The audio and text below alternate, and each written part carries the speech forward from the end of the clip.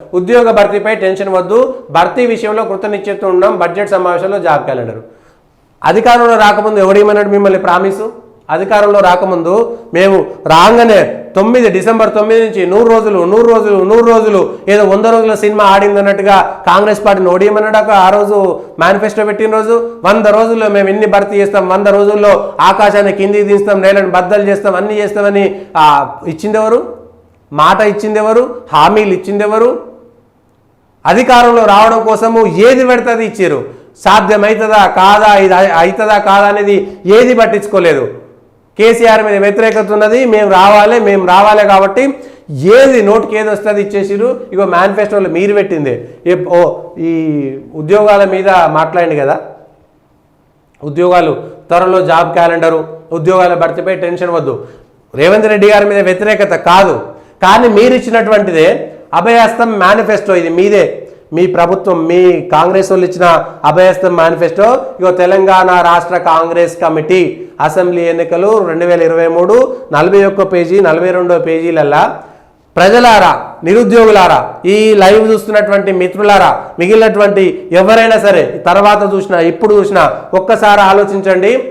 కాంగ్రెస్ మీరు అధికారంలో ఉన్నది కాబట్టి, మీరు హామీలు ఇచ్చిరు కాబట్టి, మీరు మాట ఇచ్చిరు కాబట్టి ఈ మాట గుర్తు చేస్తున్నా.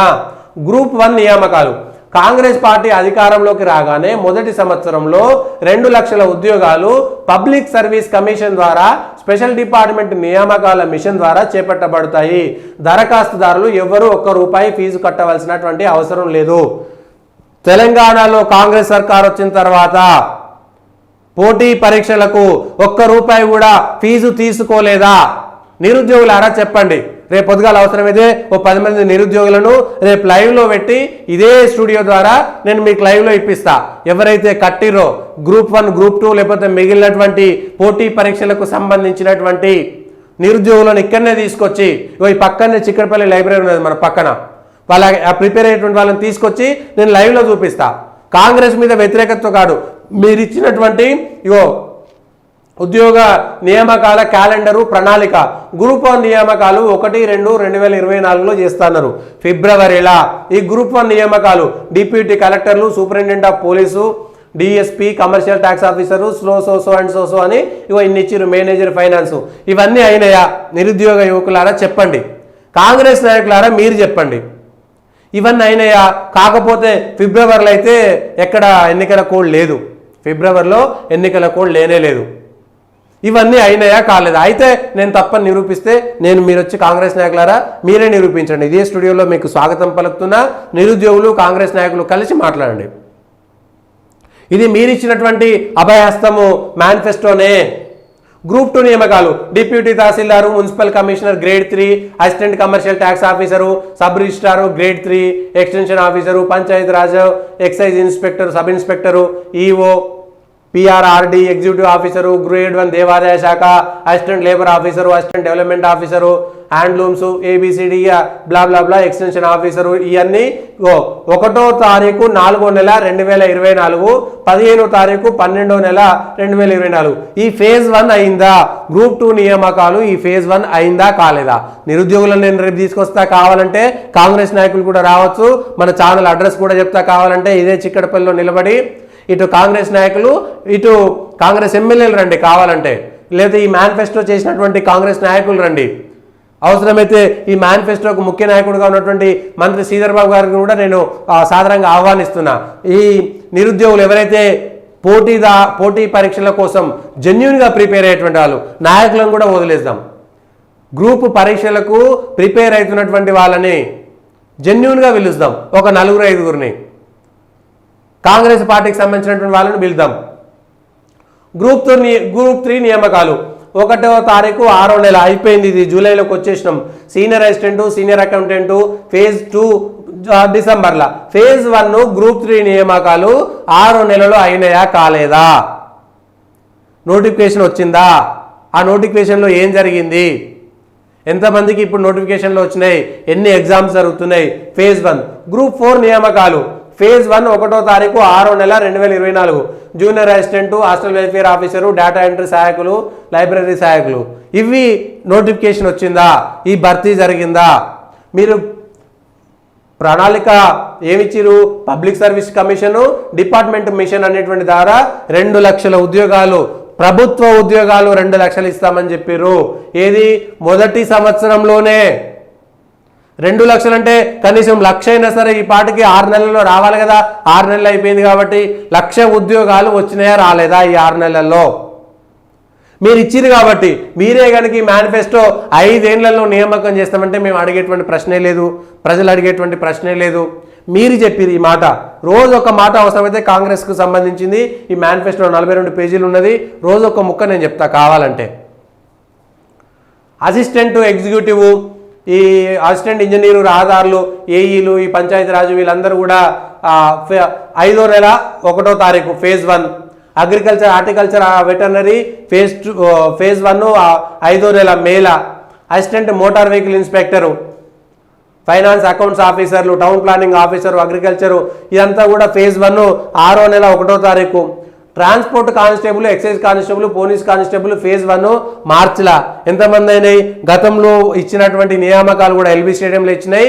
అవి కొత్తగా రేవంత్ రెడ్డి గారి సర్కార్ వచ్చిన తర్వాత ఇచ్చిన నోటిఫికేషన్లు కావు. ఆ కానిస్టేబుల్ నియామకాలు గత ప్రభుత్వం ఇచ్చినటువంటి నోటిఫికేషన్ ద్వారా వచ్చినాయి మాత్రమే. అది క్లారిటీ. జేఎల్, పాలిటెక్నిక్ లెక్చరర్లు, డిఎల్, అసిస్టెంట్ ప్రొఫెసర్, ఫిజికల్ డైరెక్టర్లు, లైబ్రరీ ఫ్యాకల్టీ వీళ్ళంతా కూడా 4వ నెల ఏప్రిల్ కల్లా ఫేజ్ 1, డిసెంబర్ ఫేజ్ 2. ఫేజ్ 2 వదిలేదాం. ఫేజ్ 1లో ఎన్ని భర్తీ అయినాయి, ఎన్ని నోటిఫికేషన్లు వచ్చినాయి, ఇంతవరకు ఎన్ని ఉద్యోగాలు వచ్చినాయి? ఉపాధ్యాయులు, SGT, head master, Kinder garden ఉపాధ్యాయులు, గురుకులం ఇప్పటిదాకా ఎన్ని నియామకాలైనాయి? ఈ ఏప్రిల్ కల్లా ఎన్ని నియామకాలైనాయి? ఇదొకటి. ప్లస్ డాక్టర్లు, ప్రజారోగ్య శాఖ, వైద్య విధాన పరిషత్, మెడికల్ కాలేజీలు కమిషన్ రిక్రూట్మెంట్ చేస్తుంది. ఇది ఆగస్టులో. సరే ఆగస్టు రాలేదు.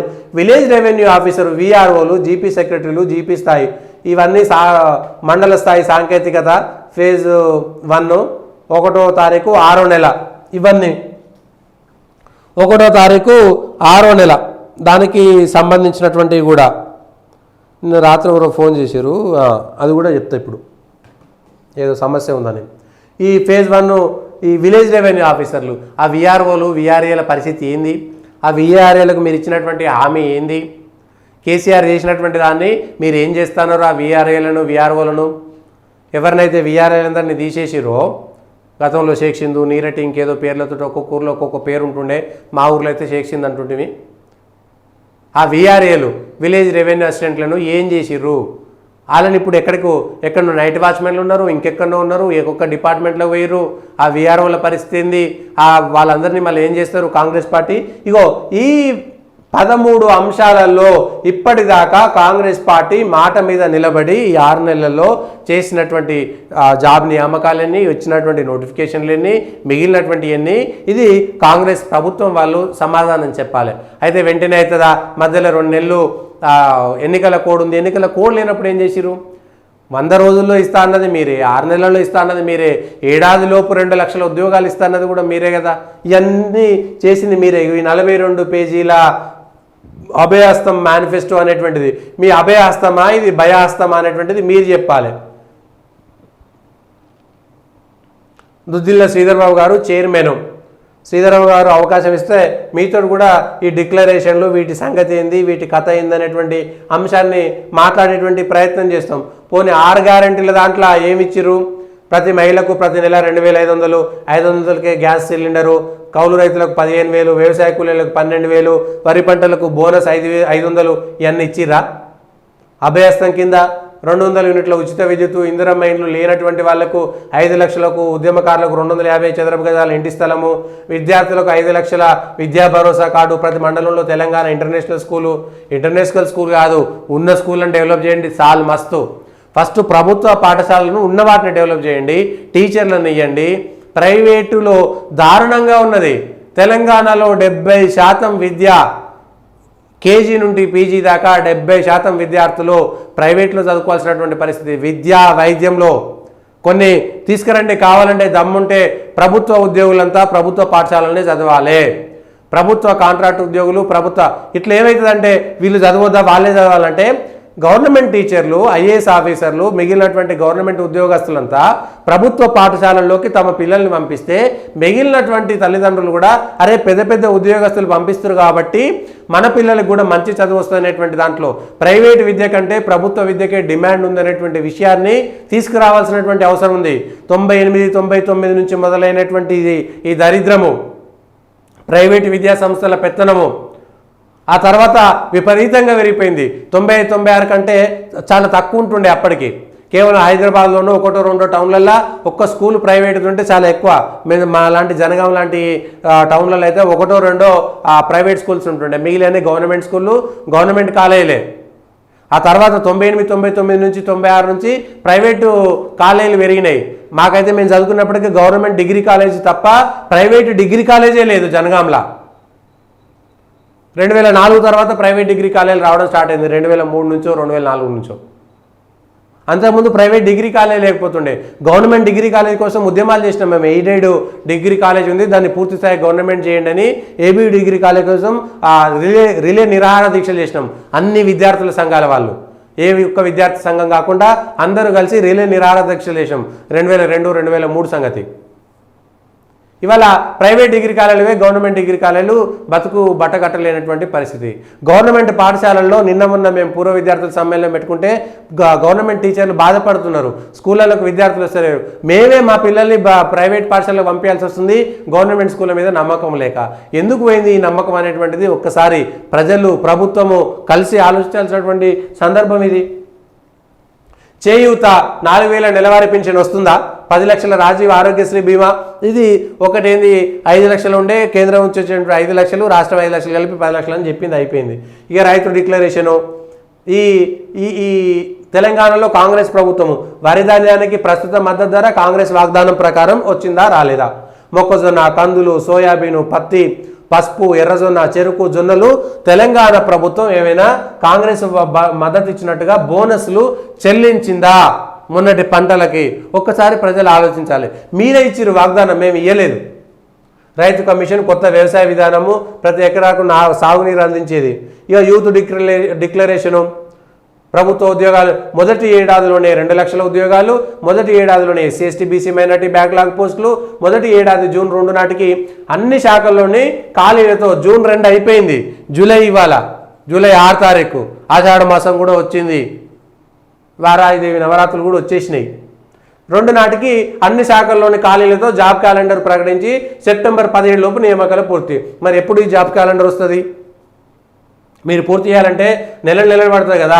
నిరుద్యోగతకు ఉపాధి అవకాశాలు కల్పించే వరకు ప్రతి నెల 4,000 నిరుద్యోగ భృతి చెల్లిస్తురా? నిరుద్యోగ భృతి అధికారంలోకి రావడానికి ఏది పడితే అది హామీ ఇచ్చిరా లేదా అనేటువంటిది గుండె మీద చేసుకోండి. ప్రజలు కూడా ఆలోచించాలి.